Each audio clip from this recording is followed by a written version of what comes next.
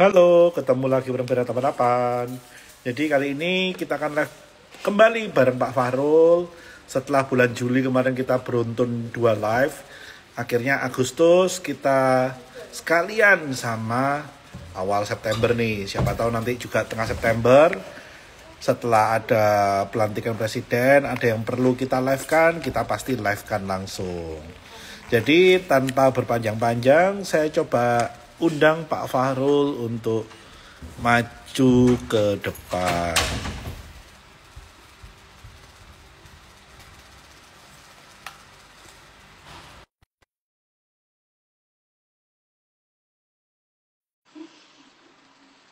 Selamat malam semua. Jadi gimana marketnya oke ya? Selama 3 minggu ini harusnya kalian cuan kotos-kotos sih. Kalau tradingnya nggak cuan kotos-kotos, ya mungkin tokonya belum ada pembeli. Harap bersabar, atau mungkin barangnya yang harus diganti dagangannya. Topiknya apa? Topiknya seputaran tentang menanti 8%. Jadi 8%-nya mungkin apa enggak nih? Nah, ini kita mau tanya langsung dari yang bersangkutan nih, kira-kira ada insight apa nih? Road to 8%, istilahnya seperti itu.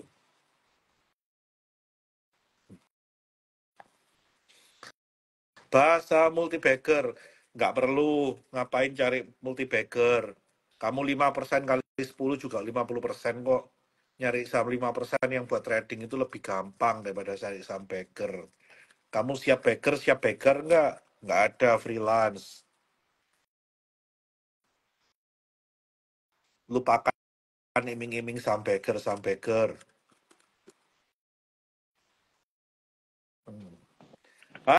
Halo, MU Mania, selamat MU mania, malam, Pak mantap Farul. MU kok. Malam ini MU lawan Liverpool kok. Jadi Mudah-mudahan, kembali sedih apa mudah-mudahan enggak ini, nasib Pak? berubah lah ya. Walaupun sepertinya berat, nasib kita berharap berubah lah nasib MU tahun ini kok. Iya, saya suka MU tapi kayaknya Liverpool menang lagi sih, Pak. Kayaknya berat ini, Pak.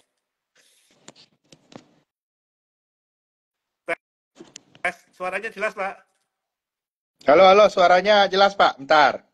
Halo, halo. Nah, Halo, halo, kedengeran ya, nggak? Wah, udah. Di saya oke. saya oke ya. Oke. Ha-ha. Bentar di aku nih. Aku Oke. mesti pindah headset dulu bentar ya. Iya, jadi tadi Wah, saya ini berat barusan. nih. Memang kita lagi diuji nih. Jadi fans MU itu memang nggak gampang. Jadi fans MU itu nggak pernah mudah, Pak. Iya. Pak, jadi saya kan tadi udah kasih preview dikit nih, kita 3 minggu udah rally kenceng. Terus di tengah bulan kita juga udah ada rancangan APBN 2025. Walaupun dari rancangan APBN ini sepertinya nggak ada yang istimewa ya Pak ya. Tapi yang saya garis bawah itu satu, bahwa APBN 2025 ini didasarkan dengan projection growth GDP kita 8%, di mana saat ini kita ini masih di 5%, dan kalau dari arahan Kemenkyu saat ini tahun depan masih 5,1 ya Pak ya. Nah, Iya, ini tahun depan kira-kira 5,1. Benar. benar. Nah, ini kita pengen tahu nih dari Pak Fahrul nih, kira-kira 8% yang dicanangkan oleh presiden terpilih ini kira-kira seperti apa, Pak? Realisasinya, dan kira-kira apa aja sih yang perlu kita perhatikan dalam mencapai 8% growth GDP ini, Pak? Nah, iya kok. Jadi pada dasarnya 8% ini adalah sebuah visi kok. Sebuah visi supaya kita bisa menjadi negara maju di tahun 2045 yang memang kalau dikatakan itu membutuhkan beberapa perubahan lah kok. Dalam pada dasarnya manajemen ekonomi dan kalau apa namanya komunikasi dari tim 8% sendiri itu menceritakan bahwa memang itu nggak tahun depan, 8% ini ditargetkan mungkin di sekitar tahun ketiga sama tahun keempat karena tentunya kita lihat 2 tahun ke depan ini adalah konsolidasi. Nah, itu dampaknya ke stock market itu kayak gimana? Nah, saat ini kan stock market itu lagi ke support sama likuiditas only sekarang nih kok. Gara-gara Fed Betul. potong ya udah Fed potong sama kayak cerita kita dolarnya turun. Nah, ini lagi expectation-nya lagi berubah dan so far itu kan marketnya lagi naik ini. Nah, cuman sampai saat ini itu memang kalau untuk menuju ke 8% ini market masih beraba-raba banget sebenarnya ini kok kalau ceritanya 8%. Karena yang aku percaya ya kalau memang 8% ini atau kalau kita di market nggak usah muluk-muluk lah, naik aja dari 5% ini aja ya, kita bilang 5,5 atau 6 aja, wah itu harusnya market rally-nya sudah gila-gilaan ya. Jadinya kalau aku lihat 8% ini sebuah visi yang memang harus kita tunggu, yang memang kalau aku lihat ini ada beberapa optimisme lah. Karena kalau kita lihat ini kan 10 tahun terakhir marketnya ini kan terlalu bond minded ya. Mudah-mudahan habis ini orientasinya bisa pertumbuhan. Nah, paling nggak itu aku lihat langkah pertama kalau kita mau menuju 8%, kita itu butuh belanja negaranya berkualitas kok. Itu yang mesti kita lihat. Nah, kalau untuk tahun 2025 APBN apa yang kau bilang apa namanya yang kau bilang memang 2025 ini masih pemanasan pada dasarnya kok terkait dengan visi dari 8%. Jadi apa namanya ini adalah sebuah cerita jangka panjang yang kalau aku lihat market sih walaupun aku personal optimis ya, aku personal optimis dengan apa namanya dengan banyak hal ya. Hal yang bikin aku optimis itu satu ini. Satu siklus ekonominya itu into higher commodity-nya itu lama. Jadi kalau polisinya tepat, misalnya DMO batubara diturunin, kita lebih pro petani sawit, itu turnover di bisnis komoditi kita meningkat. Terus di satu sisi lain kita juga bisa apa namanya ningkatin domestic demand kita. Aku lihat growth-nya bisa ya bisa lebih tinggi lagi. Ini sama-sama kita lihat lah, kita lihat sekarang ya. Jadi Oke, 8% jadi long way to go, tapi kita harus lihat ini sebagai sebuah visi yang positif, kira-kira gitu. jadi yang di garis bawahi ini masih berupa visi ya Pak ya. Visi means harus ada misinya dulu. Karena kalau Hmm. visi tanpa misi ya visinya nggak tercapai dan Iya, so far nggak misinya tercapai. ini belum belum konkret nih. Terakhir Nah, kita growth di kapan atas konkretnya? 6%. Kita terakhir growth di atas Nah, 6% kapan Pak? 2011 Koko. Itu setelah rebound dan ada komoditi rebound juga ya. Nah, ada commodity rebound. Nah, kita habis ini benar-benar dari rebound. Nah, kapan kira-kira itu di apa muncul? Nah, ini nih, ini bisik-bisiknya kok. Habis nanti presiden dilantik akan ada RPJMN. Nah, detailnya itu nanti akan ada di rancangan pembangunan jangka menengah nasional kita. Nah, di situ tuh. Itu nanti Ya, mau ya, kita ya. tunggu. Berarti Hmm. harusnya itu dari situ baru kita bisa ngeraba lah ya. Kira-kira mereka mau ngapain. Dan kalau dilihat dari historical, memang kita bisa growth lebih dari 6% itu ya pasti ujung-ujungnya komoditis kan, Pak. Selama ini Harus seperti itu. harus komod. 70% faktornya pasti komoditas kok. Nah, tujuh Betul, persen betul. nah komoditas ini normalnya komoditasnya ini bisa tinggi, policy yang benar harusnya bisa bawa kita ke 6%. Itu commodity only. Ada 1% Betul. ekstra dari komoditi, kalau mau 8% harus ada ekstra 2% lagi. 2% additional lagi. Nah, sisanya selain komoditi itu apa? Kita harus mau berubah beberapa hal. Yang aku lihat untuk ekstra 2% lagi kita butuh dua hal paling nggak kok. Yang pertama, kalau dari sisi industri itu kita terkait dengan hilirisasi dan apa namanya permintaan dalam negerinya harus lebih digenjot. Jadinya aku prefer kebijakan negara itu kayak meningkatkan gaji PNS, terus juga memberikan kelonggaran DMO dan lain-lainnya itu dilanjutkan. Nah itu ya kok ya kebijakannya harus yang lebih pro perputaran ekonomi dan yang kedua kebijakan sektor keuangannya pun harus ada perubahan. Nah itu ya aku lihat. Nah kalau Oke. baca tulisan yang aku edarkan awal bulan kan kita itu kepentok dolar mulu kok. Harus dicari caranya gimana kita nggak kepentok dolar.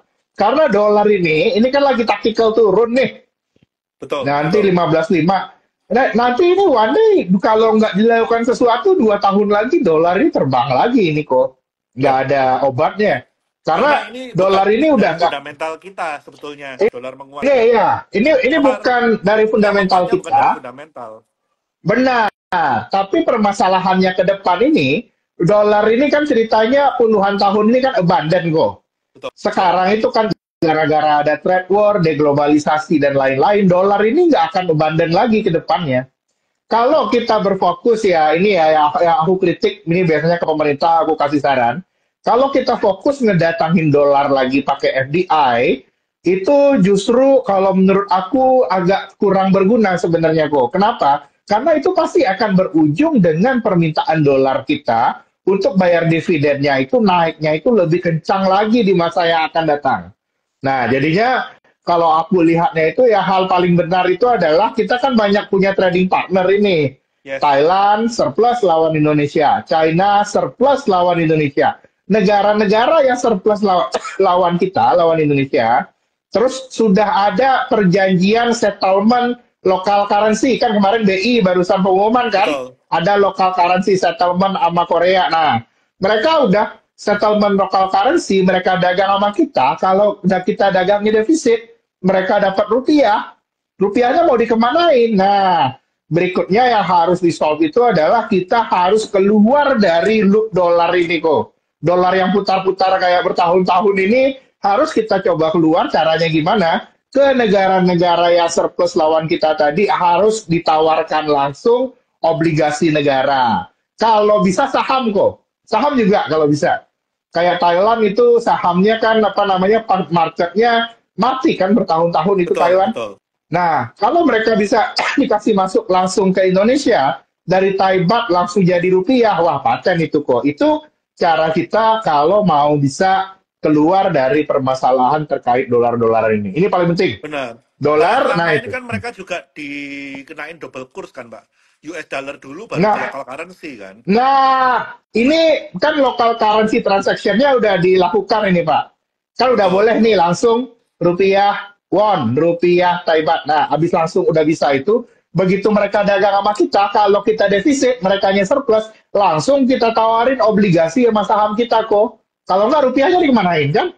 Betul. Ini Nah, sebetulnya itu. hal yang sama terjadi di India ya, Pak ya. Ketika India dan Ya. Rusia menawarkan transaction on local currency, ya itu yang jadi sumber inflow di capital market di India juga kan sebetulnya. Nah, Karena benar, setuju. dari Rusia sendiri kan nggak mungkin mereka mau beli obligasinya India segitu gede. Ya yang paling gampang ya Iya. dan paling less risk ya pasti muternya ke stock market aja, lebih less risk kan Yes. daripada ke obligasi, mereka Ya, menjual obligasinya benar. India. Itu aku lihat beberapa silat yang harus kita laksanakan. Karena pasti kalau mau tumbuh ini ya, Einstein pernah bilang gini kok. Nah, ini kita ngomong serius dikit nih. Kalau kamu menggunakan metode yang sama berkali-kali dan mengharapkan hasil yang berbeda, that's what we call insanity. Iya, Nah, iya. itu nggak bisa. Kamu nggak pakai metode yang sama. Udah harus beda Oke, sekarang. ya di poin ini saya sangat setuju sih Pak, karena ya pemerintah ini nggak boleh takabur, karena selama ini kan Nggak boleh pemerintah kabur, nggak boleh. merasa penguatan rupiah ini karena hasil kerja keras pemerintah. Ya sorry to say, kita semua tahu penguatan rupiah kali ini bukan karena fundamental, tapi karena kita dapat inflow, karena spread antara Indo bond dan US bond itu juga semakin gede, ya otomatis inflow-nya gede, rupiahnya menguat karena demand rupiah Iya, gede kan gitu Pak. Jadi benar. dan ini kalau mereka sampai takabur dan mereka merasa ini karena fundamental kita rupiahnya menguat, ini bahaya, ini bom waktu. Benar, setuju kok. Karena itu kok, ini kan dolar ini, nah pertama fundamental kita nggak kuat. Dolar ini makin hari makin nakal kok. Ini tuh tahu nggak? Kita itu ya kalau masih berujung pada kebijakan-kebijakan narik dolar, itu tuh nanti cerita kita mirip kayak quotes-nya Fajar Setboy nanti kok. Jangan kau apa namanya? Jangan kau memberi orang yang tak mau diberi. Nah, gawat kan? Memberi orang yang tak mau diberi ujung-ujungnya makin mahal loh, ya kan? Iya, iya, betul, betul. Itu tuh yang kejadian. Dolar Betul, ini betul. makin harinya emang nggak pengen, makin dikit. Kalau lu entertain dolarnya, kita yang suffer. Ini yang kejadian bertahun-tahun. Betul, betul, betul. Jadi Nah, memang ini. prinsipnya ya kalau kita terus-terusan nerbitin bond dalam US dollar ya itu gulung ke belakang kan. Nah, ya gulung ke belakang. Karena itu kita harus mulai langkahnya itu gimana rupiah kita. Ini kan udah banyak ini local currency transaction langsung. Kita kalau ke Singapura langsung kris loh itu. Kita Betul, bisa pakai betul. kris loh. Nah, siapa orang Singapura itu habis mereka pakai kris, misalnya pedagang di Orchard atau pedagang di Arab Street, go nerima rupiah dari kita, kita bayar pakai kris, ngumpul langsung kita tawarin saham Indonesia, langsung kita tawarin obligasi negara.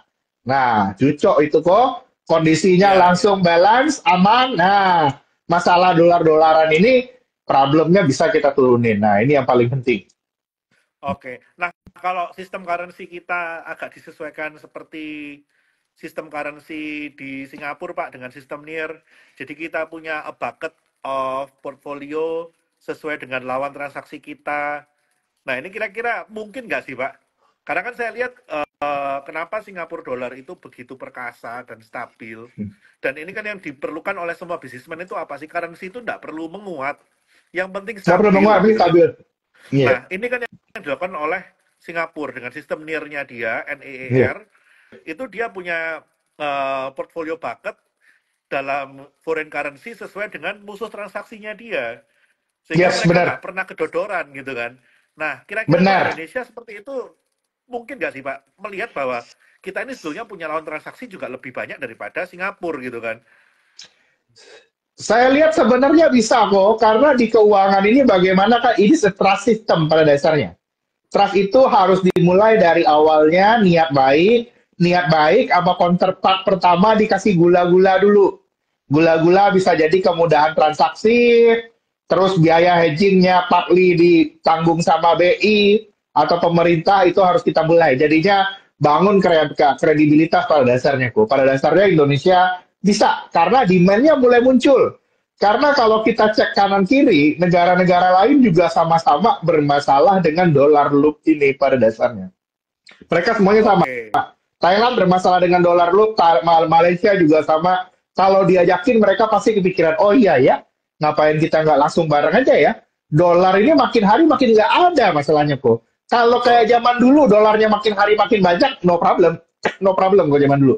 Zaman now, nah ini gawat ini.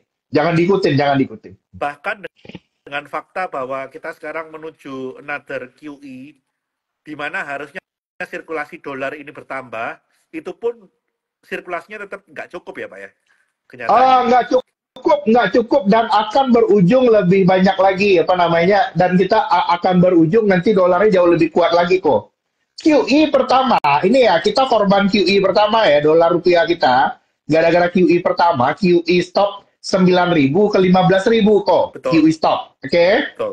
Nanti QE stop kita mau kemana mau ke 25.000 QE stop lagi kalau mau kita pakai metode yang sama Betul. ujung-ujungnya market kita multi year bull 8% pertumbuhan ini nggak nyampe jadi kita harus cari cara gimana Indonesia itu dan saya rasa ini inline ya sama cerita di berbagai macam negara ingin keluar dari loop perputaran dari US dollar. Ya, ini Karena itu lingkaran harus setan kan, Pak. kompak. Ini soal kekompakan.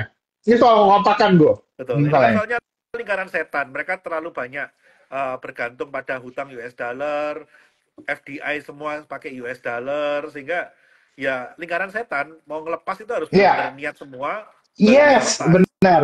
Mulai Benar. Kalau US dari dollarnya bagaimana? nambah lagi, kalau US dollar supply nambah lagi, US dollarnya turun kayak 20 tahun yang lalu, aku nggak masalah kok stay aja sama US dollar ini. Aman kok. Kalau sekarang nggak, lu cepet tanam ini ya paling nggak udah 10 tahun nih udah terbukti ya. Kita barang US dollar itu makin mau diar yang ada. Nah, Itu yang kita lihat. dengan fakta Jadinya bahwa makin harus banyak kompak. global bond yang akan diterbitin, Pak. Global bond ini kan banyak Nah, akan diterbitin nih 1-2 tahun ke depan. Kita juga tahu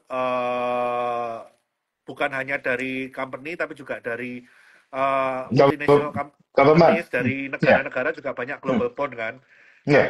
apakah ini juga tetap tidak bisa meredam short supply dari US dollar, Pak? Dalam Nah, jangka dalam menengah. jangka pendek, menengah, shock supply US dollar itu bakalan terpenuhi. Aman ini kan kita kan cerita kan, isinya bond Betul, issuance kan udah terbukti nih bond issuance betul. ramai banget masuk ke market global bond, bikin dolar itu turun. Pas jatuh tempo Pertanyaannya, masalahnya. iya pas jatuh tempo itu nggak bisa karena itu ya makanya aku tuh kan dari bulan Juli itu kan kita ngomong world is over Siap, kita udah preparing for another rally ini siap. rally-nya udah jalan ini nah cuman rally ini kalau nggak pakai cerita pertumbuhan 8% short lived kok. Mungkin Januari Februari kita udah suruh jual lagi nanti. Nah, ini kan kita ceritanya kalau mau cerita 8%, gimana caranya kita bisa stable, growth-nya itu lebih tinggi. Nah, yang harus dan berikutnya menurut saya ini dari perhatikan sama pemerintah juga, kita harus pelan-pelan keluar dari jebakan dolar ini. Itu yang kita lihat. Dolar Oke, ini gila ini jebakannya. Gua udah nggak bisa komentar gue. Lu bayangin dolar ini, lu tinggalin, break rame-rame, de-dolarisasi, ternyata dolarnya terbang kemarin. Kaget kan? betul, Mata betul. uang apa itu? Setan macam apa ini orang lihat kan kaget. Oh, makin lu benci, dia makin deket, makin lu sukain, makin dia jauh. Nah lo, apa kan? Nah, sekarang kan kita tahu nih Pak, kalau komponen GDP ini buat teman-teman yang masih awam nih, itu kan ada dari konsumsi, investment, government spending, dan net export. Berarti kan kalau kita cerita 8%, saya rasa investment FDI ini kan pasti udah peak ya. Masalah hilirisasi kan itu story 3-4 tahun ke belakang. Jadi investment harusnya udah nggak ada growth gede. Net ekspor kita berharapnya dari komoditas dengan segala kebijakan Ya, yang support komoditas. Government spending, Mbak, dan konsumsi. Kalau konsumsi kan tadi relate dengan penaikan gaji PNS, dengan kita istilahnya mulai ngutang-ngatik UMR gitu kan. iya. Nah, masalahnya sekarang government spending ini ada sumbangsih yang signifikan nggak Pak ke depan? Kalau aku lihat, kalau untuk di nominal number kelihatan di PDB, government spending ini naiknya belum akan terlalu banyak tahun depan kok. Yang Oke, harus kita perhatikan adalah seberapa besar government spending ini bisa naikkan konsumsi tahun depan. Itu yang oke, paling penting. Nah, oke. kayak multiplier lah bahasa ekonominya ya. Ketika misalnya makan bergizi gratis, terus nanti juga ada apa namanya mau renovasi sekolah. Nah, itu nanti kita lihat seberapa kencang apa namanya jalur distribusinya ke bawah. Kalau multiplier ekonominya kencang, seharusnya bagus. Ini sama-sama kita lihat, sama-sama kita tunggu bagaimana nanti implementasinya. Oke, Harusnya sip. sih bulan Oktober langsung begitu Pak Prabowo dilantik langsung muncul ya detail dari makan bergizi gratis ini karena dia mau lakukan ini mulai 2 Januari langsung jalan kok. Itu yang paling penting. Jadi Oke. next Jadi year kalau story ini boleh a diraba, consumption story tahun. ya itu maksud saya. Jadi kalau kita raba dari komponen tadi, kalau kita ngomong investment udah nggak ada direct investment. Jadi kalau kita ngomong Investment perusahaan-perusahaan ya yang akan so-so lah. Aku benar belum lihat government ya spending naik juga tapi nggak udah bukan cerita selesai tahun. lah. Government spending udah selesai. Wah, Belanja infra sepertinya nggak akan jor-joran. Berarti kan kuncinya tinggal komoditas untuk naikin net ekspor dan menaikkan konsumsi. Kuncinya cuma dua nih kalau kita mau naikin growth. ya Seperti itu kan. benar, setuju. Dan konsumsi ini kan sekitar hampir 60% dari GDP kita kan. Berarti setiap kita Iya mau benar. menaikkan GDP 1%, ya konsumsinya paling nggak harus naik kurang lebih 0,6 ya Pak ya. Iya benar. Harus naik 0,6 setuju. Jadi kalau GDP-nya harus inline lah antara kenaikan GDP dan kenaikan ini harus inline. Seperti itu. Ya salah satunya yang kita Harus inline harapin Pak. dari trigger snowball effect dari makan siang Bahkan gratis ini bergizi ya Pak ya. gratis ini yang Oke, kita lihat. oke. Jadinya current stats ya kok ya. Gua sampai Februari tahun depan masih bullish. Nah, Oke. gitu statsnya nih. Ya, ya, ya. Baru Mudah-mudahan nanti kita janji lihat obrolan kemarin eksekusinya. ya. Nah, baru nanti pas eksekusinya 8% ini baru nanti kita bahas, baru kita lihat ya, baru nanti ugat-ugat goencangannya tahun depan kayaknya bakal rame kok. Tapi ini naik dulu aja nih, ini kita nggak usah lihat ya. Yang clear, yang kelihatan, yang jelas nih naik dulu lah. Jadi kita lihat. Ya, inflow Ini kita masih udah bergairah. nggak usah ragu nih. Inflow bond Nggak dari usah ragu, nggak usah ragu. 2 minggu terakhir ini aja inflow bondnya kenceng banget. Dari inflow bond itu udah merepet-merepet ke inflow equity. Tapi peaknya biasanya Iya. setelah inflow bond kenceng, itu peaknya 1-2 bulan setelah inflow bond kenceng, inflow equity bakal gila-gila gitu Bakal kan. nambah, masih nambah, masih nambah. Ini virtuous cycle apa cycle positifnya itu baru mulai, ini baru mulai. Oke. Baru mulai banget. Nah, ini kan juga ada beberapa kekhawatiran Pak bahwa first cut rate itu nanti bakal diikuti dengan aksi sell on news, setelah itu baru rebound lagi. Apakah itu masih inline Pak dengan pandangan Pak Farouk? Kalau saya sendiri sih saya percaya eh, koreksi sebentar, koreksi sehat di mana kita butuh. Setelah itu lanjut lagi, Pak. Tapi Setuju, kekhawatiran, ke- setuju kok. karena beberapa orang ini malah mikirnya beda, Pak. Karena melihat, oh setiap US Fed rate, cut rate itu ujung-ujungnya malah market crash. Mereka nggak sadar. Kalau sekarang, Buat kita Amerika beda. Amerika itu sudah sembuh, Bapak Ibu. Yang yes, sakit itu China, Bapak Ibu. China nggak, wah China menurut gua apa yang bisa bikin market crash di akhir 2025 or 2026 betul. itu China. Amerika ini udah sembuh. Ini lagi luar biasa. Betul. Jadi kalau kita bandingin sama 2008, itu Fed cut rate karena Amerikanya sakit. Kalau kita bandingin sebelum-sebelumnya, itu rata-rata Fed cut rate karena Amerika sakit. Nah, kalau ini beda cerita. Ini bukan karena Amerikanya sakit terus butuh untuk di loosening sampai sehat. Ini memang udah waktunya, udah sembuh dan dikembalikan ke new normal rate-nya. Mungkin ceritanya kurang lebih kayak gitu ya Pak ya. Jadi bukan menyembuhkan yang sakit, tapi Iya, mengembalikan orang yang udah sembuh ke fase normalnya. setuju kok. Karena juga kalau kita lihat balance sheet rumah tangga di Amerika Serikat itu masih kuat banget. Household spending yang kenceng di Amerika Serikat itu kemarin nggak pakai utang loh bro. Oke, Kecuali kalau utang rumah tangganya belendung, kayak sebelum subprime, wah itu gawat. betul, Memang betul, betul, sekalinya rumah tangganya nggak belanja langsung ambrol kan ini nggak. Yang gue betul, takutin betul. ambrol tuh China. China gue ragu banget ini. Kenapa ini berkuartal-kuartal datanya nggak jelas nggak ada tren gini kok. Itu Datanya kayak kayak gimana ya? Terus penuh kemarin udah penuh magic Pak. ya itu nggak tahu sih, cuman masalahnya kalau sekarang magicnya itu makin lucu sih kalau kalau bilang kalau kita percaya pakai magic ya. Iya, Itu makin lucu, makin nggak bisa dijelaskan. Makin kalau kemarin-kemarin lu bisa pegang ketika pemerintahnya bilang habis ini trajektori naik, emang beneran naik. Ketika apa namanya? Ketika apa namanya ekonominya naik, harusnya PBOC-nya tightening, ini enggak. PBOC-nya potong rate terus. Kaget, udah aneh, aneh, aneh. Ini udah aneh banget. Masalahnya, betul, betul. kalau China ini mau dia bilang mau jadi QE juga kayak Amerika, ini aneh. QE-nya itu nggak bisa keluar kemana-mana, itu uangnya. Ini yuan, bukan dolar. Betul, betul, betul. Dan saya setuju sih, Pak. Amerika dan China ini beda. China kali ini mungkin mirip kayak Jepang tahun 90-an nih. Iya, kalau aku lihat ya apa namanya, China is avoiding the fall, itu kondisinya sekarang.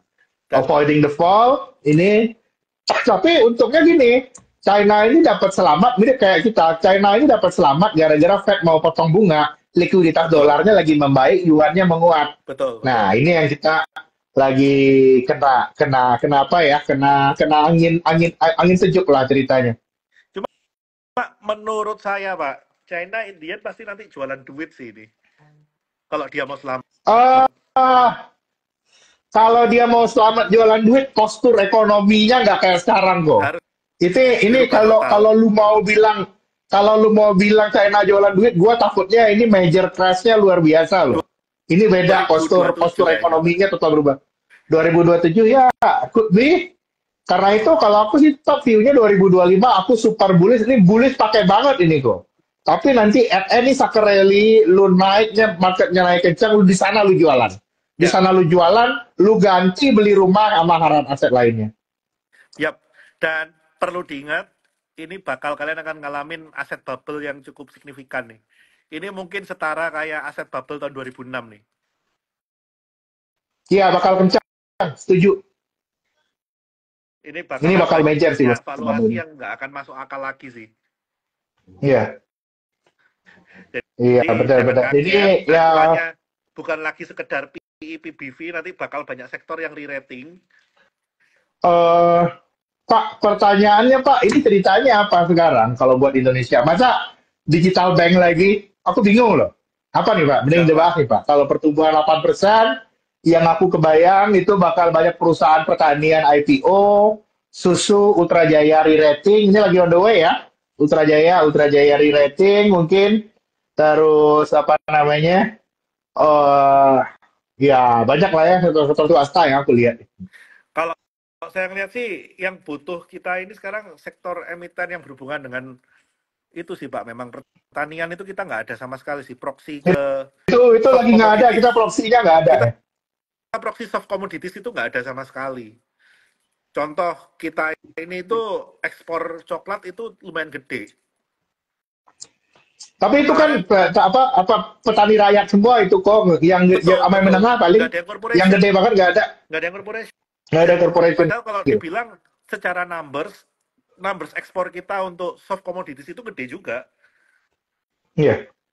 Contoh lah coklat, kita itu termasuk eksporter yang cukup gede gitu kan, coklat. Nah, Iya, bersaing lah. Walaupun kalah sama Brazil aja bersaing kita. Oke. ya coklatnya Baker 3 Pak, tapi nggak ada emiten yang punya proxy Pak. Enggak, coklatnya Burger 3 Mayora gua susah kok. Tenang Pak, kalau Mayora pakai konsentrat kali Pak. Pakai konsentrat ya, kagak Pakai begitu ya. flavor Pak mungkin Pak. Pakai flavor Makanya doang struktur ya. profitnya masih kejaga Pak. Masih kejaga ya, oke. Nah, ini sekarang ada yang membahas oil nih. Oil sudah bear. Nah, kalau saya sendiri kan melihat oil ini kan memang minim katalis ya Pak ya. Oil ini minim Hmm. katalis. Kita juga saat ini penggeraknya cuma geopolitik, di mana geopolitiknya juga udah nggak terlalu direspon oleh market. Dan kuncinya oil ini kalau menurut Eh, saya sih ada di the next American leader. Nah, kalau menurut Pak Farouk gimana nih Pak? Kalau yang aku percaya kalau masih percaya Donald Trump menang ya, aku kan ceritanya ada oil last rally ya. Ini kayaknya memang kita udah di oil last rally, oil stock. Aku sih mulai Oktober November nanti oil udah kosongin sih kok. Ini tahun depan nih ceritanya it is not too into oil sih pada dasarnya. Apalagi kalau Jadi kan Donald gini, Trump menang. ini kan ini kan dunia ini kan pada dasarnya lu ganti-gantian rebalancing antara eksportir dan importir. Kalau kemarin-kemarin itu kan duitnya yang kuat Arab, ya kan? Gara-gara Betul, jualan minyak. Ini abis ini tahun depan yang duit kuatnya itu kita. betul, Kalau memang betul. duit kuatnya itu arahnya kita, itu harga minyak nggak bisa naik. Aku nggak dapat sense-nya harga minyak itu bakal naik tahun depan. Nggak. Iya, Udah iya, iya. udah lumayan ini ya. Habis itu US ekonominya sama softening, China nggak jelas. Aku lihatnya oil ini soalnya ini dibandingkan komoditi yang lain, oil ini spekulasinya ini lagi banyak banget kok, Betul. tinggi banget. Jadinya aku lebih lihat oil lebih turunnya lebih cepat nih sekarang. Karena memang posisinya terlalu bergantung pada geopolitik. Di mana geopolitik Terlalu itu terlalu seminggu bisa bergantung, malah bisa ganti berita 2 kali. malah kalau gue lihat kalau mau cek fundamental bagusan batu bara sebenarnya kok itu lebih banyak Nah, loh ceritanya. Ini a make sense energi, make sense stock juga di current situation ya, itu ya gue lihat. nah, jadi kalau menurut saya Pak, kalau dulu itu kan oil naik, tiba-tiba energi penggantinya batu bara kan kekerek kan. Kalau sekarang Iya. kayaknya batu baranya naik, oilnya ketahan gara-gara batu bara naik. Jadi kayaknya kondisi sekarang kebalik ini. Kondisinya ya udah agak terbaik. Ini kayaknya agak kondisinya ini lebih spesifik ya, lebih spesifik agak beda sekarang. Iya, Oke, iya, aku iya. lihat. Cuma gimana Eh, gimana kan memang soalnya ini Pak. gini, prospek produksi juga kayaknya oil kalau seandainya apa namanya Presiden Amerika ganti itu kayaknya lebih cepat naiknya ya kok ya Betul, short term dibandingkan batu bara. Ini betul, ini ini betul. aku lebih lihatnya anyway kalau sama oil ini jangka panjang ada yang nanya nih. Jangka panjang itu memang pasti bareng. Ini kan ini aku sama Komer lagi ngomongin relatifnya nih. Call lebih kencang daripada oil atau enggak? Kalau kemarin-kemarin kan sempat oil ini lebih kencang daripada call. Habis ini Betul. ya kita lihat call bakal lebih kencang daripada oil. Kayaknya Ini memang soalnya apa call-nya namanya? main, oilnya sideways ini. Oil satu. Kalau aku sih oil udah mulai siap-siap jualan nih Bapak Ibu. Kalau gua kok udah mulai Karena jualan lah. flow-nya pasti Ini pindah. Medco masih ada, ya pasti flow masih benar, benar. Flow-nya pasti pindah. Kayak Hmm. gitu. Dan kalau kita ngomong, kecuali yang naik si Kamala ya Pak ya. Karena Kamala udah ada bikin statement untuk membela Israel at any cost. Jadi kayaknya sih geopolitiknya panas tuh. Panas-panas kalau ada ini. Gua justru kalau Trump jadi presiden, gua oil turun. Kalau Betul. Kalau Kamala Kamala masih baru nambah naik. lagi tuh komoditi. Iya, Kamala iya betul. Kamala yang inflasionis dulu gua kalau gua lihat justru sekarang ya. Kalau Kenapa Pak? dilanjut. Kamalanya kenapa? Kamalanya inflasionis menurut gua ya. Oh iya betul betul Kalau betul seandainya di jalan ya. betul Itu betul bikin betul. bikin masih bikin lebih panas. Jadi pertanyaannya Betul, betul, betul. sebenarnya big question tahun depan itu yang belum clear, perang ini berhenti temporary tahun depan atau enggak? Itu pertanyaannya. Ya, ya, ya. Kalau ada kata-kata damai aja, wah itu sih langsung beres sih oilnya. Ya, ada ntar langsung beres duluan. Itu Karena yang kita isinya lihat ya spekulan itu untuk di geopol semua nih yang sekarang lagi ngelong oil. agree. Oke, nah kalau kita ngomong oil di Indonesia sendiri kan yang metode cost recovery ini kan udah mulai diberlakukan nih Pak. Nah ini kira-kira secara metode ini kan memang pro perusahaan oil nih Pak. Seberapa Pro signifikan sih perusahaan Pak? oil setuju kok. Karena itu gua bullish tahun depan. Tahun depan ini pertama kalinya gua nggak bearish sama lifting minyak. Mungkin lifting minyak Oke, kita tapi 2026 lah itu ya. Kalaupun ada cost recovery dibalikin ya, kalau asingnya masuk harusnya lifting kita nggak terlalu jelek. Itu yang kita oke. lihat. Kalau lifting nggak terlalu jelek, kalau kita produksinya melimpah, ya masalahnya bottom line perusahaannya memang bagus, tapi harga oilnya nggak bisa naik gitu kan Pak? Iya, iya, nggak masalah kalau buat saya. Kalau yang penting kalau itu bagus, produksinya naik. Aku lihat ini dia. Kan ceritanya ini kita kalau beli saham itu kan tergantung positioning company-nya lagi di mana kok. Betul. Kalau kemarin positioning si oil company-nya itu lagi bagus-bagus banget. Sekarang itu nanti tahun depan begitu cost recovery ini dibuka, banyak yang baru masuk, itu jadi nggak seistimewa tahun ini lagi. Itu Betul. udah well Mulai pricing banyak itu yang aku pilihan. lihat. Jadi jangan belinya jangan tahun depan. Ya, ya, ya. Belinya tahun depan lah.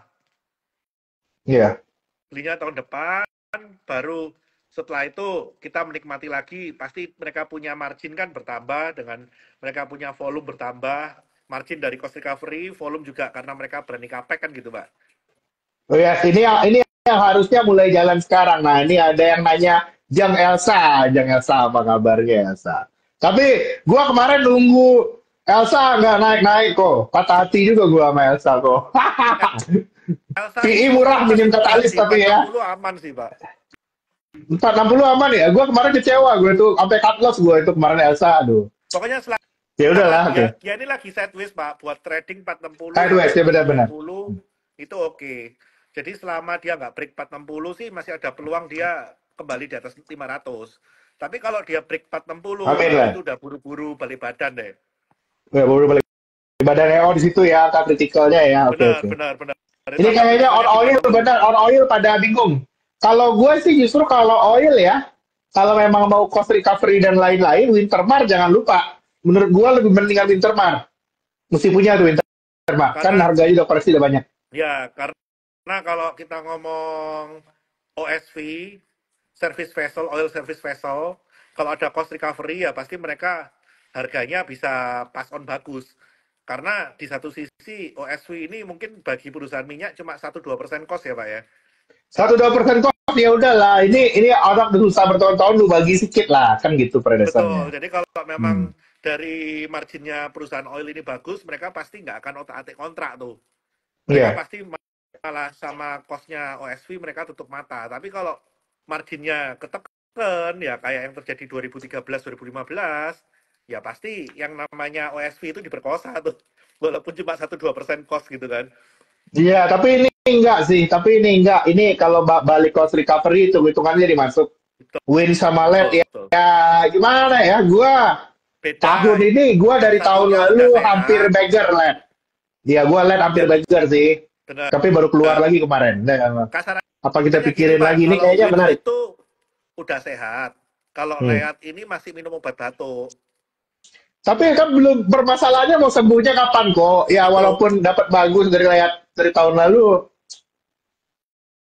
ya dari dia tahun lalu ketolongnya cuman karena ya, cash flow-nya ketolong dari restructure, Pak, lihatnya. Kalau nggak dari structure ya ya, mati juga. Makanya dalam kondisi ya benar itu restructure dia. gini dia bisa ngelakuin apa nih? Bisa jualan kapal nggak? Bisa recycle kapal nggak? Kalau recycle kapal kan sekarang juga mau beli lagi mahal. Mabel lagi Bisa udah dapat kontrak mahal baru ya. nggak? Iya, Sekarang kan masalahnya gini, itu kalau dia. dia nggak recycle kapal, kapalnya dia kalah baru sama Wins, Iya, ya selesai gimana dia mau dapat kan? kontrak mahal? Iya, nggak bisa dapat tak mahal itu dia. Ya udahlah Wintermar aja lah kok. Kasarannya kayak Gua gitu. ya dapat ikan bagus sih. Gua tahun lalu beli ya, tapi Ya bagus lah. Dapat Wintermar ini ya, hampir-hampir ini dagger sih tapi oke. Hmm? angka kritisnya sama mirip Elsa Pak, 460 Pak. Jadi kalau 460-nya di tes mantul, ya itu kita boleh kejar karena dia pasti balik sekitar 500-an. Tapi kalau 460-nya jebol, itu kemungkinan bisa ngetes 420 lagi tuh. Wintermar ya, Wins ya. Ya penting itu. Ini Wins ini ya benar harus dilihat banget sih. Ini bakal kalau memang ceritanya benar, ini bakal jadi something sih. Ini bakal jadi Betul, betul. something. Cuma Nah, kalau saya ngeliat gini Pak, kalau Wins, sekarang kan dia udah price in nih, masalah harga kontrak baru, semua kan udah high base nih Pak. ya. Volume baru, limpahan dari penjualan kapal, duit juga udah masuk gitu kan. Sisanya dia dari kondisi high base ini bisa nggak nih? Ya, ya, tapi abis ini Wins kalau menurut gua udah nggak ada upgrade dari internal mereka udah nggak ada. Wins ini industry play abis Betul, ini.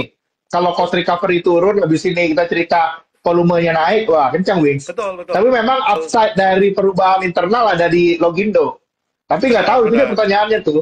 Gua walaupun keluar dari Logindo, waduh, cuman gimana ya mau mau expect lewat cepet gimana kok menurut gua belum terlalu Ya meyakinkan Logindo gua. Berarti kita tunggu harus ya. survive di atas Kapan 91 dulu lah Pak. Wah, ya kan kagak lewat 91 kok turun lagi kan Benar, kemarin. benar. Jadi memang harus harus ini, harus survive di atas 91 dulu. Dan anyway di warga 88 kan kita udah nge-call dari 58 tuh. Iya. Iya benar kita di 58. Itu pas banget tuh rata-rata gua emang 58 gua. Itu kan sempat Betul, sempat gocap, gocap kita betul, tambah lagi waktu itu. betul. Iya, cuman Ini ada kalau yang ngelihat nanya nih sekarang Pak, agak ISG bearish ke 6.000 lagi nggak? Ini oh, kayaknya hidup di dimensi yang berbeda nih kayaknya.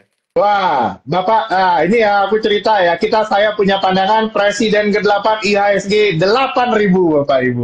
itu cocok Pak. Sejak kita Nah, bulan 4 ya, bulan 4, bulan 5, kita ya, view maunya ISG itu Pak. 78 sampai 8.000 sih. Ini 8. Kalau kita 8.000 lewat. Kalau Trimegah kita official 7.700, tapi dengan sentimen sekarang bisa lebih kencang lagi nih naiknya. Ya, Tapi ya. main dari saya aja. Ya, pokoknya kita ngeliat gini. Yang sekarang ini main adalah flow. Kalau kita ngomong flow, berarti yang pemainnya adalah barang-barang yang ada di passive fund. Top 10 market cap yang ada di passive fund siapa itu pasti main semua tuh. Hmm. Itu kelihatan waktu kemarin rebalancing MSCI hari Jumat, ya kan Pak? Tuh, Ketika rebalancing benar. MSCI nambah bobot, kelihatan semua ada inflow gede banget, ada net buy gede banget gitu kan. Ya itu dari mana ya? Semua ya dari pasifan gitu kan, dari MSCI nambah bobot dan pasif-pasifan lain yang noleh ke MSCI. Seperti itu. Iya. Nah, jadi dari sini ya setelah flow-nya selesai atau optimum, berikutnya kan kita apa gitu kan ya. Kalau saya pribadi saya setuju. Berikutnya kita betting ke sumber growth dari GDP Indonesia, ya komoditas. Komoditas Indonesia Komod, paling gede komod. apa? Ya coal, Call. kayak Call, gitu. call paling gampang ya. Gua jujur kalau ada yang nanya CPO boleh, tapi gua belum liatin numbernya, belum liatin. Sabji gua ketinggalan tuh kok. Tapi katanya bagus, tapi gua belum cek, nanti cek ya. CPO Itu yang gue lihat. saya Tapi main kok yang paling TAPG gampang? sih Pak. Saya Sabji, cuma main TAPG. Sabji ya, TBG. LSIP itu juga cash rich. Jadi kalau kita mau main LSIP itu juga oke. Walaupun beberapa orang itu meragukan itu cashnya apa sih LSIP kemana gitu kan. Tapi itu cash rich banget Pak. Cash per share-nya 700 lebih. LSIP itu. Itu termasuk perusahaan CPO yang paling cash rich tuh. Jadi Tapi bentar, tapi gua pikir Castridge valuasinya murah banget kemarin apa apa namanya diskon salin kayak biasa ya? Please please update uh, me go. banyak orang itu agak curious. Ini cashnya benar-benar di tangan LSIP atau enggak? Oh, makanya di diskon. Cashnya seakan-akan itu nggak ada. Oke, itu kasusnya. Oke, oke, oke. Cash per share-nya Right, right, 700 right. lebih, Pak.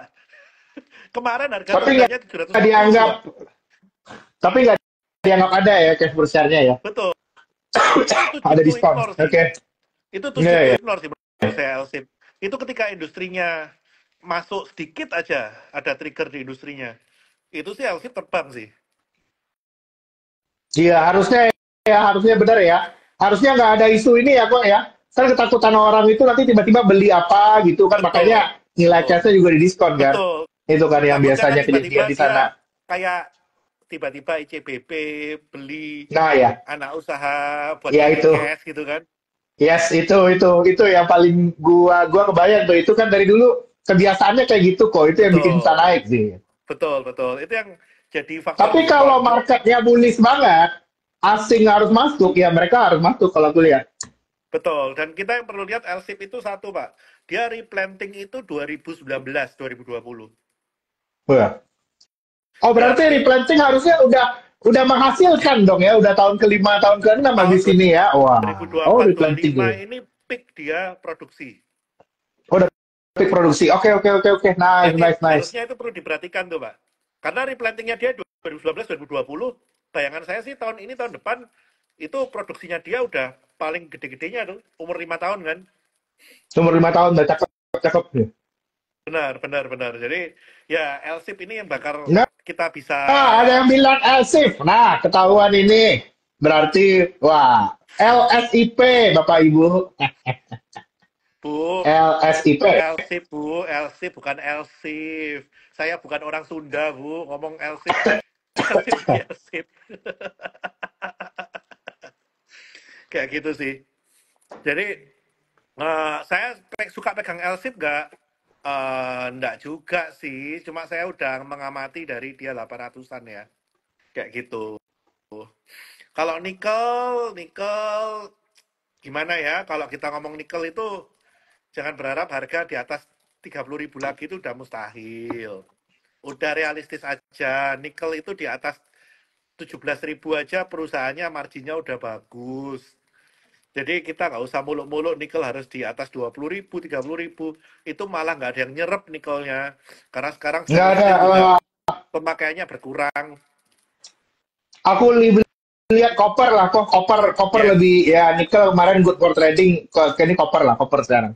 Saya Copper lihat sih lebih tahun depan meyakinkan, lebih selain convincing. coal, copper play sih, Pak. Copper is nice. Hilirisasinya baru mau mulai juga kok. Jadi Betul. cerita cerita nikel bakal diulangi lagi di copper ya. Betul. Jadi kalau kita ngomong kita percaya bahwa market akan bullish, itu rate bakal di-cut, ya pasti orang akan masuk ke riskier instrumen. Gold akan ditinggal, masuk ke instrumen-instrumen yang lebih beresiko. Kalau gold Iya, ditinggal, biasanya copper naik. iya. Kalau aku punya pandangan ada yang nanya gold lagi ya. Aku tuh memang ini ya, kalau gua sama Ko Bernard sama-sama nggak suka gold pada dasarnya. Cuman kita nggak nyangka juga kemarin goldnya sempat bikin all time high ya. Ini kayaknya aku lihat harusnya gold sebulan 2 bulan ke depan nih udah peaking, once apa namanya red card-nya udah price in, harusnya goldnya udah bisa turun Betul. banyak. Kira-kira kayak gitu. Karena saya lihat kemarin itu kenapa bisa jebol 235 sampai ke 25 itu karena kekhawatiran Amerika hard landing itu loh, Pak. Iya, iya benar. Tiba-tiba kekhawatiran Amerika hard landing, tiba-tiba goldnya bullish lagi, dan tiba-tiba sekarang mau turun, masih nunggu momen red card-nya direalisasi. Menurut saya red card realisasi sih gold turun sih. Karena nggak ada Iya. alasan lagi orang untuk pegang Yes, safe haven. yes. Udah nggak ada alasan buat safe haven sih. Harusnya habis ini juga trigger gold turun itu ini nih sebenarnya kan apa namanya likuiditas kan mulai diserap lagi, bond issuance naik, Betul. habis ini equity IPO tahun depan naik, habisnya gold habis ini turun sih kayak aku lihat. Gold turun, Udah aku kalau aku copper sih naik. justru masih nyari-nyari waktu buat jualan gold sekarang. Betul, betul. Dan ingat setelah gold turun, penggantinya apa? Copper. Ingat gold copper ratio. Sekarang gold copper rasionya lagi di atas nih. Kalau gold copper ratio di atas itu waktunya jual gold buy copper. Dan coppernya udah bottoming, Pak. Kemarin bottoming dan udah rebound tuh. Dari 3,8 Iya. sekarang udah stabil di 4,1 ya. Kayak gitu sih. Jadi carilah emiten-emiten. Cuma uniknya di Indonesia itu yang punya copper punya gold. Yang punya gold punya copper. Ya itu uniknya tuh. Oh enggak, hedging kok. Yes. Nggak ada ini, nggak ada yang punya ball buat holding satu aja nggak bisa loh. Di Indonesia lu mesti dua-duanya hedging di Indonesia. Betul. Ada yang nanya nih, cerita negara beli US dollar, apa beli gold gimana? negara-negara beli gold itu udah selesai belinya, udah nggak beli Udah lagi. kemarin Turki terakhir udah banyak sih kalau aku lihat udah fix ya kalau aku lihat ini. Ya harusnya cerita negara-negara beli gold sih udah selesai sih. Kayak gitu. Jadi ya sekarang kalau menurut Negara saya sih, negara sekarang negara sekarang naikin money supply yang gue lihat ya di sini kan pada apa namanya mau red card ya kita udah bisa apa udah ngasih momentum ekonominya dikasih perbaikan lah kira-kira kayak gitu. ya kalau saya sih untuk coal saya masih betting ke itu sih Pak, masalah penurunan royalti untuk UPK, dan saya juga masih betting masalah Setuju penurunan sama DMO. royalty UPK DMO berubah ya. Itu dua kejadian pasti PI rating tuh. Beda tinggal beda benar. Betul. Nah, kira-kira Pak, kalau dari koper kan kita juga tahu nih, tahun depan kan hilirisasinya baru jalan, baru banyak kapek masuk tuh. Tahun-tahun depan mulai banyak smelter-smelter koper yang dikerjain. Kira-kira ini nanti bakal ada potensi oversupply kayak nikel nggak ya Pak ya? Atau udah belajar Oh, dari pengalaman nih Pak? Kalau udah dari beda, udah belajar kok dan kayaknya yang banyak kontrol koper ini nanti dealnya bukan nama perusahaan China lagi kok. Udah beda, playernya lebih banyak. Cannot, udah nggak bisa kayak kemarin lagi. Yang dulu itu kan kita udah nggak bisa komentar itu gua. betul. Aduh, tapi Karena yang ini waktu lebih kemarin better lah, ini nikel itu kan kita lebih better. sempat dicipua-cipua dari demand Itu bukan di destruction. Cipoa lagi kok, itu total depan belakang kanan kiri habis loh kalau bilangin kalau dari Itu itu. Cuman kena mau gimana lagi cipuannya kan? story-story EV seolah-olah demand driven. Ya, ya udahlah biasa lah. Kan selalu kesan pertama, right?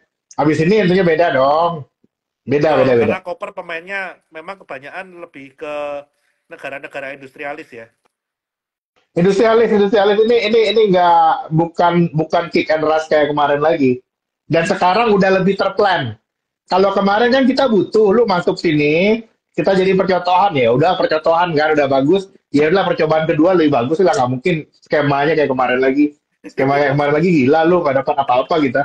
Bagus Ya sih, itu cuman titip pesennya ya belajar ke lah, titip belajar. pesennya ke yang mangku kebijakan, Mbak. Kalau Iya, masih nggak bisa ngatur benar. sih kebangetan. Kayak kebangetan tuh kebangetan. Tapi yang aku suka, aku kan pernah waktu bahas. Ini kita lihat di power shifting ya di DPR.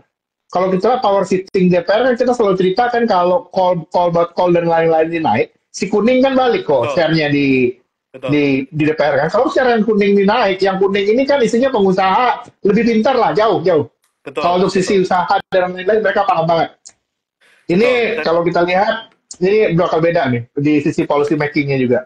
Dan kayaknya sih memang yang pegang kendali sekarang kelihatan sih, mulai kelihatan kan kuning semua tuh. Ya, ya, pada dasarnya untuk policy komoditi ini kuning banget kalau kita lihat kan. Ya. Iya, Apalagi ya STM kok kuningnya di situ kok. Ini aku ya walaupun orang punya banyak ya tiap orang lihat gaya orang tiap beda-beda ya. Cuman aku lihat ini untuk kebijakan terkait komoditi kita ini lebih make sense habis ini. Nggak akan ya. dikasih tiba-tiba kayak gitu nggak. Bakal lebih Ya plan. Menteri SDM yang baru si Bahlil dengan segala stylenya dia yang memang modelannya kayak gitu, itu backupannya pengusaha semua sih. Yes, itu udah agak beda pasti on the interest orang sini lah. Itu udah lebih kelihatan. Betul, betul. Jadi harusnya sih dia capable nggak? Capable itu urusan lain, tapi yang jelas dia bisa Itu urusan lain. mengakomodir, bisa mengakomodir Yes, kebutuhan. iya. Kalau di situ kan intinya kan kalau bos itu pak akomodir kok. Yang penting lu tahu anak buah lu capable, ya udah lu yang capable itu lu kasih kan gitu. Lu nggak tahu juga, ya kita nggak Betul, salahin kan gitu. betul. Kita nggak butuh orang terlalu pintar, kita butuh orang yang bisa mengakomodir kebutuhan praktis di lapangan. Ah, ya benar-benar penting-penting kok. Memang yang realistis saja orang yang mau mendengarkan. Kan itu gua posting barusan kan itu di Instagram. Seringkali yang dunia-dunia itu kan nggak butuh orang pintar, butuh itu orang yang mau mendengarkan dengan hati. Oh, itu yang paling Nah, penting. kalau masalah mendengarkan dengan hati sama kantong ya itu resiko lah. Dikit-dikit semua yang ada di atas semua sama. Bisa sama-sama. Benar Pak. Kalau mau sama pintar, lu cari aja mana orang yang paling mau ngedengerin itu paling penting. Karena memang kalau makin ke atas tuh seninya itu bukan seni berbuat lagi, tapi seni mendengarkan. Kan kayak gitu. Apalagi bisnis kayak kita ini kan, kalau kita mendengarkan keluh kesah berbagai macam klien orang-orang, tapi kita harus tetap, nah, habis kita dengerin baru kerjaan kita mensamerikannya gitu kan, kok. Harus kayak gitulah.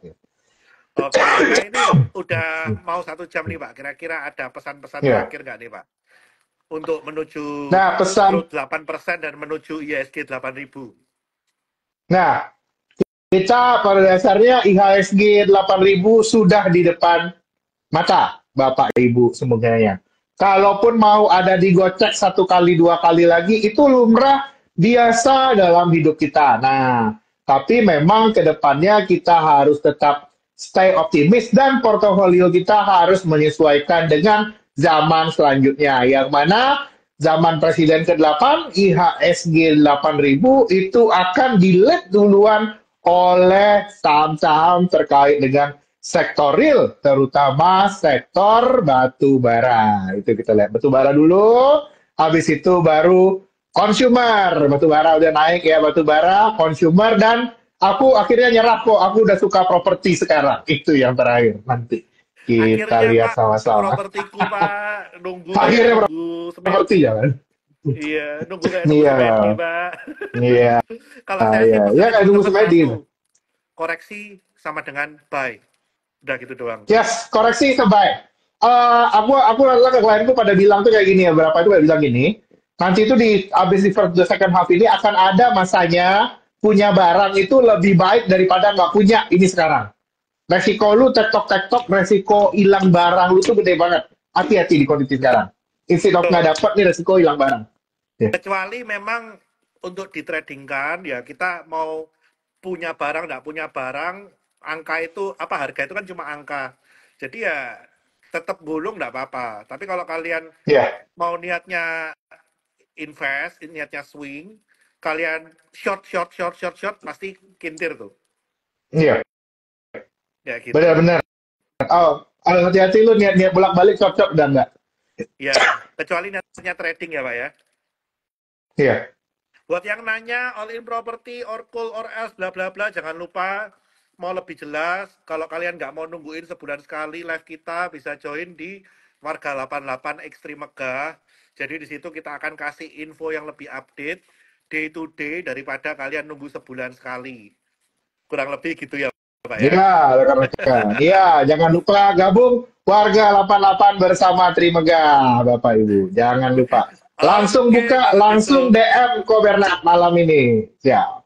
Oke Pak Farul, terima Oke. kasih atas waktunya. Oke, Nanti kita ketemu siap. mungkin Happy bull tengah market. bulan kali ya Pak ya.